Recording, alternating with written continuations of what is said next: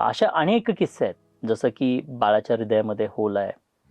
मग ते काहीतरी 5व्या 6व्या महिन्यात 7व्या महिन्याच्या स्कॅनिंगमध्ये डिटेक्ट झालं आणि मग डिटेक्ट झाल्यानंतर आई घाबरली. मग त्यानंतर मी जे काही व्हिज्युअलायझेशन, कारण माझा असा विश्वास आहे की तुमच्या शरीरामध्ये बाळ जे काही आज बनतंय ते कोणी बाहेरून येऊन बनवत नाही. It's your own body, it's your own autonomous system जी आज तुमच्या शरीरामध्ये त्या शरीराला बनवते. सो जे कोणी करतंय ते तुमचं शरीर करतंय. त्यामुळे तुम्ही जर का तुमच्या सबकॉन्शियस माइंडच्या माध्यमातून जी काही ॲटोनॉमस सिस्टीम आहे त्याच्या माध्यमातून त्या युटरसमध्ये बाळ वाढत आहे.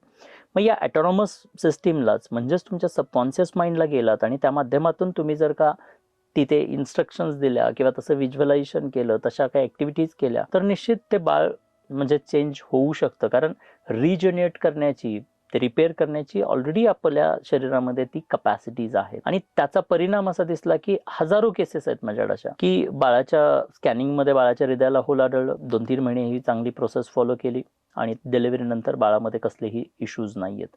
ॲब्सोल्युटली बाळ नॉर्मल आहे.